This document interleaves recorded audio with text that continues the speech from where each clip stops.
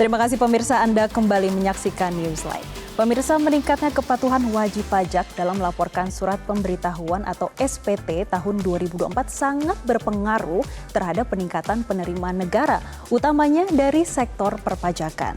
Dan kondisi ini tentu saja dapat menjadi penggerak percepatan pembangunan di berbagai sektor kehidupan, seperti pembangunan sumber daya manusia, infrastruktur, pemberian subsidi, hingga bantuan sosial untuk masyarakat. Dan pemirsa, hingga April tahun 2024, Direktorat Jenderal Pajak mencatat sebanyak 14,19 juta SPT tahunan pajak penghasilan sudah dilaporkan dan mengalami pertumbuhan sebesar 7,15% dibandingkan periode sebelumnya.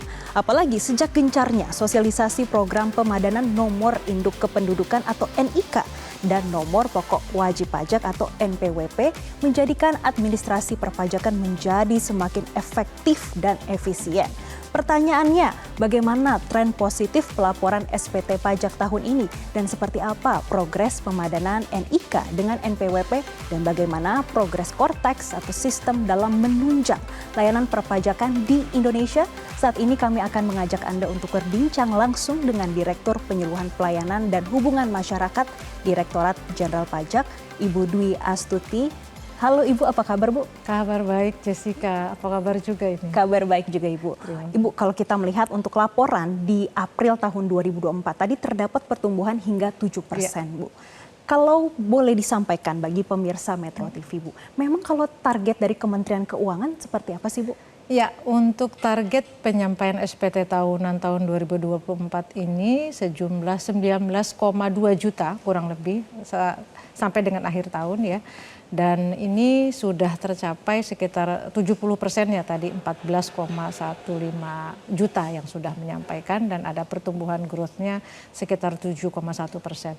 Ini tadi sebagaimana disampaikan oleh Mbak Jessica, ini sebetulnya tak pertanda yang baik. Karena di triwulan pertama ini ya sampai dengan bulan April lah kelihatan pertumbuhan penyampaian SPT tahunan ini sudah lebih baik 7% dibandingkan tahun lalu. Ada perbaikan, bahkan ada pertumbuhan hingga 7%. Betul, dan optimisme dari Kementerian Keuangan seperti apa Bu untuk mencapai target di tahun 2024 ini? Ya, kami sangat optimis karena tadi juga sudah disampaikan dengan adanya pemadanan NIK NPWP ini juga semakin mendorong kesadaran wajib pajak untuk memasukkan SPT tahunan. Ya memang idealnya itu 100% disampaikan di bulan Maret dan April, tapi kami menyadari juga mungkin ada beberapa wajib pajak yang belum selesai gitu ya, terutama wajib pajak badan itu masih ada juga yang melakukan penundaan dan itu kami sadari. Oleh karena itu targetnya itu dihitung setahun, tidak hanya sampai bulan Maret atau April. Tapi kami optimis target itu akan bisa tercapai nanti di akhir tahun. Tentunya berbagai upaya dilakukan ya, untuk mencapai target di tahun 2024. Betul, ya. Ibu, banyak pertanyaan sebetulnya apa sih arti penting kepatuhan pajak oleh masyarakat Bu? Oh ya, nah sebenarnya disinilah justru kepatuhan wajib pajak sebagai warga negara ini bisa diukur sebetulnya. Seperti kita ketahui kan sistem perpajakan di Indonesia itu menganut sistem self assessment, di mana wajib pajak itu diberi keleluasaan untuk menghitung, memperhitungkan, membayar dan melaporkan sendiri kewajiban perpajakannya. Nah ini gitu suka banyak pertanyaan juga, Bu ngapain sih udah bayar kok masih harus lapor gitu ya. Justru disinilah kepatuhan itu bisa dilihat. Jadi tidak hanya membayar tetapi juga melaporkannya. Supaya apa? Supaya memang ya artinya dalam tanda kutip ada dokumen yang menyatakan bahwa kepatuhan itu sudah dilaksanakan. Nah inilah justru pemerintah itu memberikan kesempatan untuk tadi menghitung, membayar dan melaporkan. Nah sebetulnya dengan penyampaian SPT ini sudah 50% kewajiban perpajakan itu sudah dilaksanakan nih dengan membayar dan melaporkan SPT tahunan tadi gitu. Ini 50% sudah dilakukan. Ya, gitu. yang 50% saja sudah 50% kewajibannya ya Bu. Ya. Bu Dwi, tapi banyak juga yang masih mempertanyakan, memang kalau sudah lapor lalu lanjutannya seperti apa? Ya, gitu. Nah ini yang saya katakan tadi kaitannya ya gitu, yang 50%-nya seperti apa. Kemudian karena setelah itu gitu ya, justru teman-teman bertanya banyak juga mengemukakan pertanyaan lah kepada saya.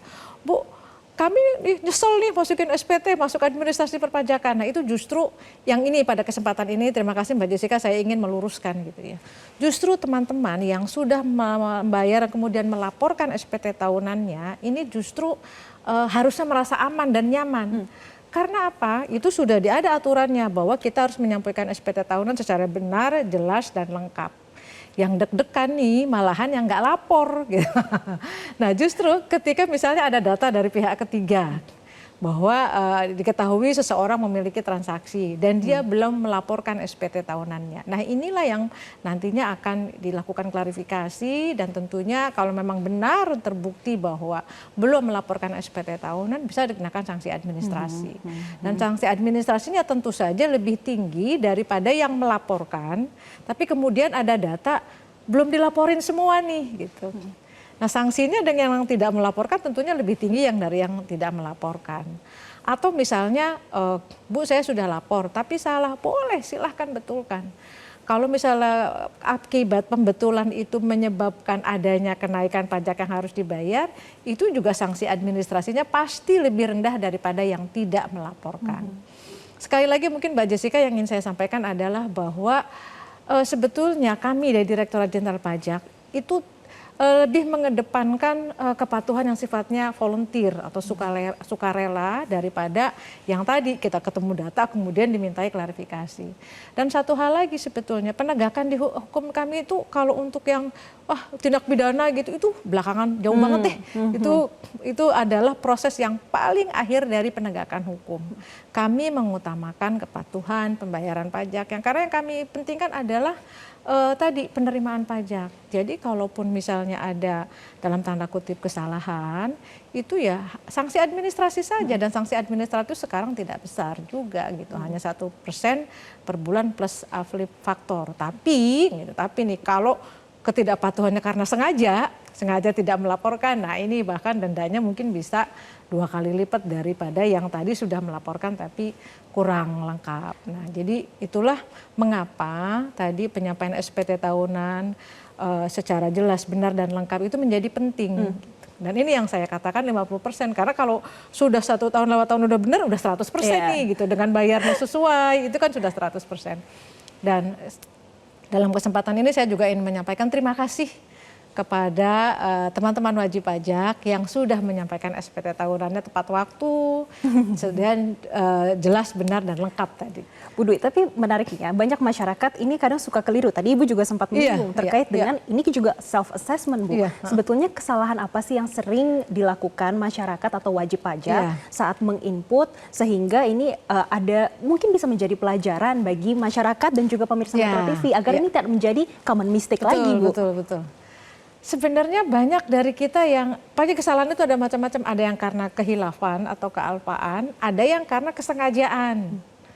Nah kesalahan yang karena kealpaan atau kehilafan misalnya salah alamat atau salah entry, harusnya tertulis 1000 misalnya ternyata tertulisnya 100. Itu common mistake, yang seperti itu dibetulkan saja, tidak ada masalah.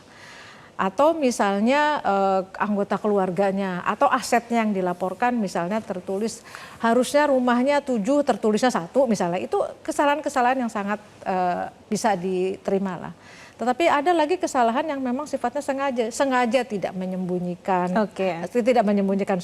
sengaja menyembunyikan aset, sengaja memperkecil misalnya jumlah penghasilan yang. Nah, hal-hal ini yang sebetulnya yang membedakan tadi kesalahan yang sifatnya common mistake dengan kesalahan yang memang disengaja gitu. Oke, baik. Kalau tadi kita sudah berbincang terkait dengan bagaimana kepatuhan dari para wajib pajak. Tentunya kita ingin tahu bagaimana selanjutnya, karena ini akan berkaitan dengan reformasi terkait dengan perpajakan ya Bu. Yang ingin kami tanyakan dan kami ingin tahu ini juga terkait dengan bagaimana progres pemadanan dari NIK dan NPWP. Dan tentunya satu ada yang menarik Bu, Cortex. Yang ini juga masih kita tunggu-tunggu. Tapi kita akan jeda dulu Ibu, kita akan membahasnya usai jeda berikut ini. Dan pemirsa tetaplah bersama kami di Newsline.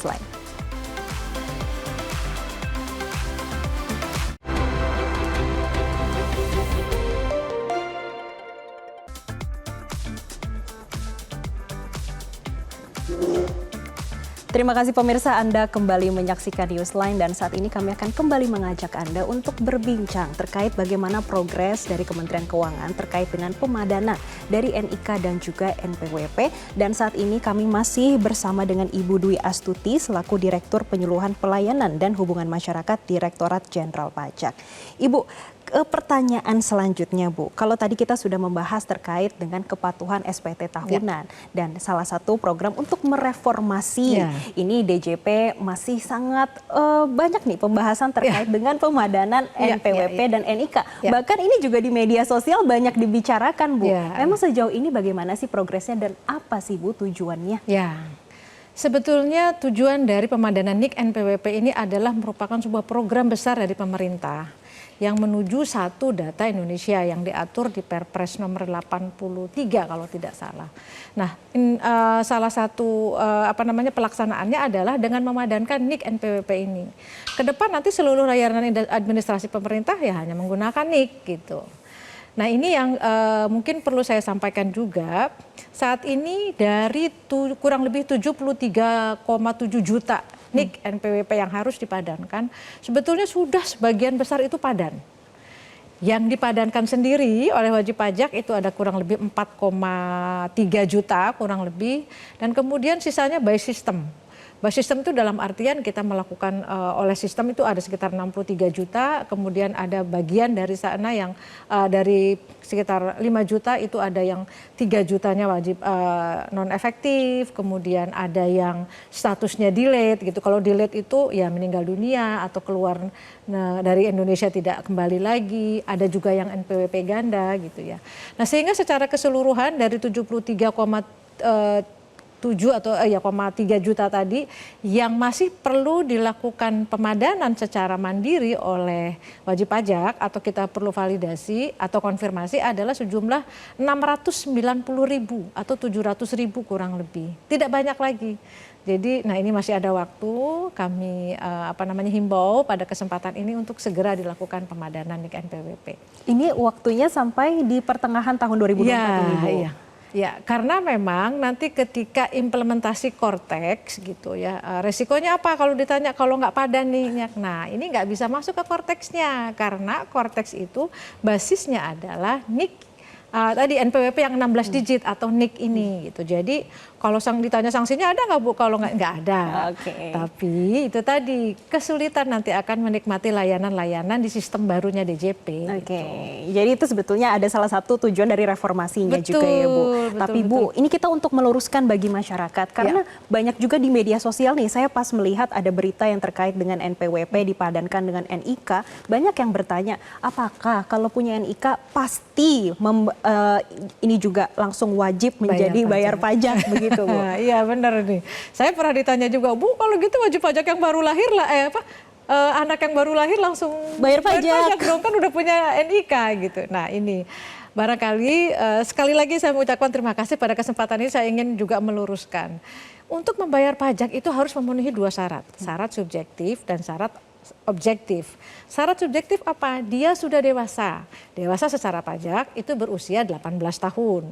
Syarat objektifnya apa? Dia memiliki penghasilan.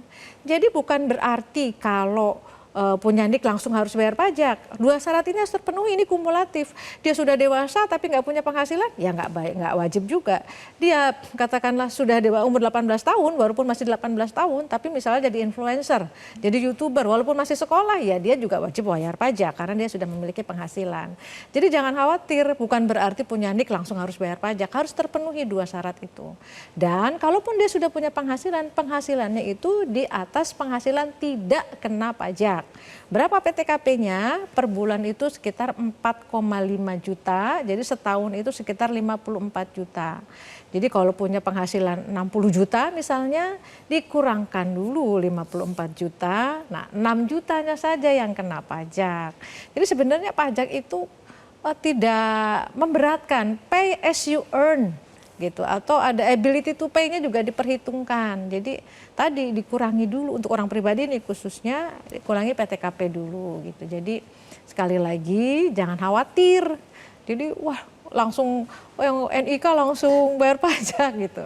Tidak seperti itu. Harus ada syarat subjektif dan juga objektif yang betul. dipenuhi dulu. Jadi nggak serta-merta ibu lahir dia langsung jadi wajib pajak. Iya. Jadi bayi baru begitu lahir nangis harus bayar pajak. Oh, enggak.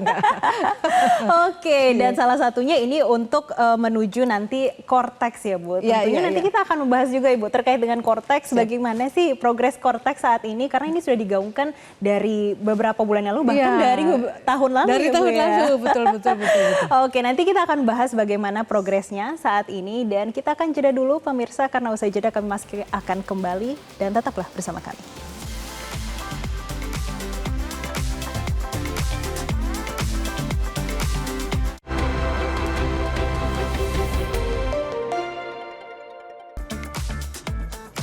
Pemirsa, Anda kembali menyaksikan Newsline dan saat ini kami akan kembali mengajak Anda untuk berdialog bersama Ibu Dwi Astuti selaku Direktur Penyuluhan Pelayanan dan Hubungan Masyarakat Direktorat Jenderal Pajak.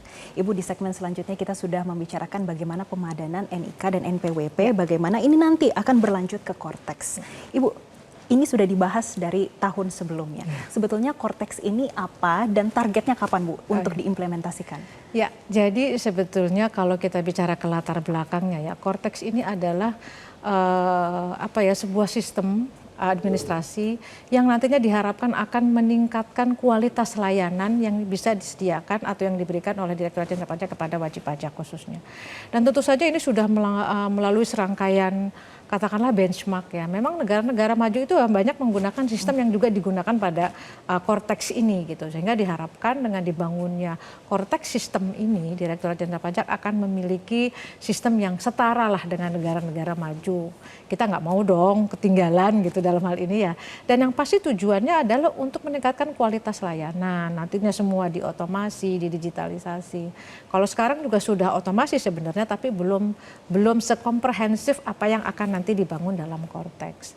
Nah, targetnya sebenarnya kami tahun ini, pertengahan tahun ini kita akan implementasikan. Ya. Saat ini Kortex sedang dalam proses pengujian sebetulnya. Jadi ibarat kita buat rumah gitu ya, buat bangunan mah cepat. Tapi kan nanti dikasih aksesoris, pasang kaca, pasang kunci, itu kan juga butuh waktu, dicat dan lain sebagainya. Nah, kira-kira secara sederhana ilustrasinya seperti itu.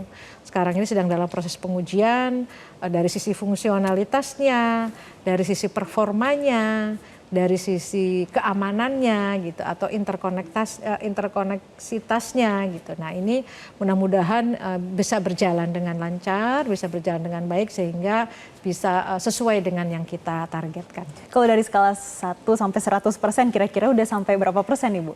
Berapa persen ya? Saya nggak bisa sebut ya karena kebetulan saya bukan orang IT jadi tapi intinya itu tadi tahapnya itu udah sampai tahap pengujian lah. Ya mudah-mudahan sesuai jadwal bisa diimplementasikan. Di tahun 2024 tahun ini 2024. ya Bu. Tentunya kita tetap berharap ini bisa sesuai dengan target dan tadi juga optimismenya ya Bu. Bagaimana bisa mencapai untuk rasio kepatuhan pajak di tahun 2024. Betul. Tapi Bu, saya ingin tahu mungkin ada pesan dari Kementerian Keuangan terutama dari DJP bagi masyarakat terkait dengan pajak Bu. Ya.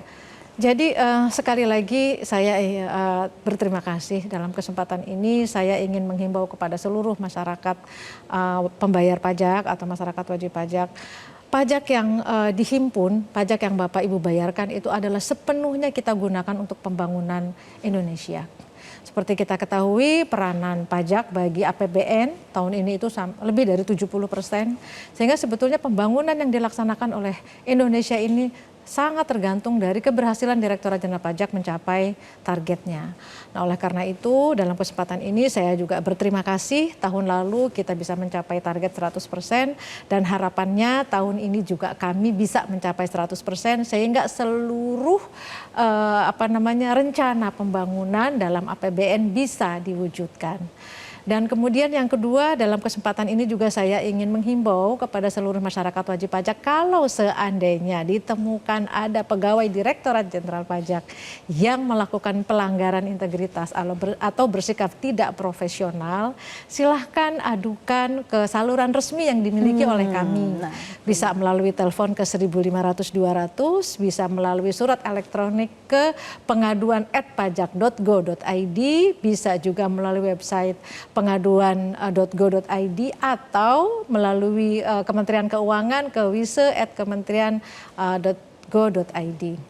Artinya kami sudah menyediakan begitu banyak saluran untuk teman-teman wajib pajak mengadukan dalam tanda kutip kalau memang ada bukti atau ada indikasi pelanggaran integritas maupun profesionalisme yang dilakukan oleh pegawai Direktorat Jenderal Pajak.